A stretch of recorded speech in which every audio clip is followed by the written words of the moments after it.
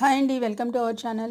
ఈరోజు morning cleaning, పూజ, అలాగే కాఫీలు అయిపోయినాయి. టిఫిన్ ఏం చేయాలని అడిగితే బ్రెడ్ ఆమ్లెట్ తింటారా, ఈజీగా అయిపోతుందని అంటే బ్రెడ్ ఆమ్లెట్ వద్దు, రైస్ ఆమ్లెట్ విత్ సాంబార్ అని అన్నారండి. అందుకని అయితే ఫస్ట్ సాంబార్ అయితే చేస్తున్నాను. రైస్ అయితే కడిగి పెట్టేసాను. సాంబార్ అయిపోయిన తర్వాత ఆమ్లెట్ అయితే వేస్తాను. చూసేయండి, సాంబార్ అయితే ప్రిపేర్ చేస్తున్నాను. అది మీతో షేర్ చేసుకోవాలనుకుంటున్నాను కాబట్టి చూసేయండి.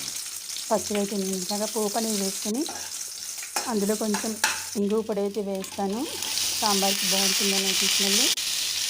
ఇక తరిగి పెట్టుకున్న అన్ని రకాల మన దగ్గర ఏమైతే ఉంటాయో కూరగాయలు అయితే వేసుకొని అవి మధ్యందుకు పసుపు, ఉప్పు, కారం వేసుకొని ఇక కలిపేసి నేను మగ్గబెడతాను అన్నమాట. ఆయిల్లో ఇలా ముక్కలు అయితే వేగితే చాలా బాగుంటుంది సాంబారు. ఆయిల్లో ముక్కలు వేగకుండా చేస్తే మాత్రం సాంబార్ అసలు మంచిగా తినరనమాట. అందుకని నేను ఇలా ఎప్పుడు చేసినా ముందు పోపు వేసేసి ఆయిల్లో ముక్కల్ని మగ్గనిస్తాను.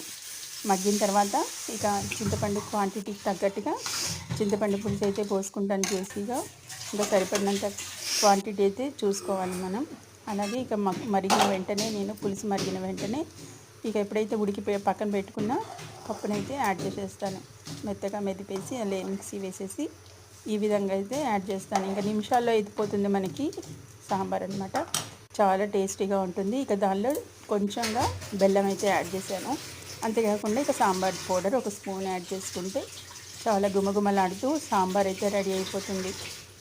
చూసారు కదా, ఇది ఈరోజు నేనైతే సాంబార్ అయితే ఈ విధంగా ప్రిపేర్ చేశానమాట. ఇక దింపే ముందు మరగనివ్వాలి బాగా. ఎంత మరిగితే సాంబార్ అంత టేస్టీగా ఉంటుంది మనకి. చూస్తున్నారు కదా,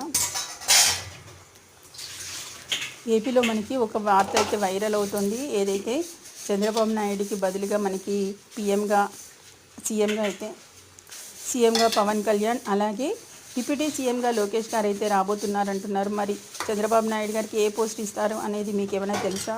ఈ వార్త అయితే చక్కెరలో కొడుతోంది. అదేంటంటే కేంద్రంలో క్యాబినెట్ మంత్రి పదవి అయితే పొందాలి అనుకుంటున్నట్లుగా మనకైతే ఒక వార్త అయితే వైరల్ అవుతుంది. దీనిపై మీ అభిప్రాయం ఏంటో కూడా తప్పకుండా కామెంట్ సెక్షన్లో తెలియజేయండి. చూసారు కదా, రైస్ అయితే రెడీ అయిపోయింది వేడివేడిగా.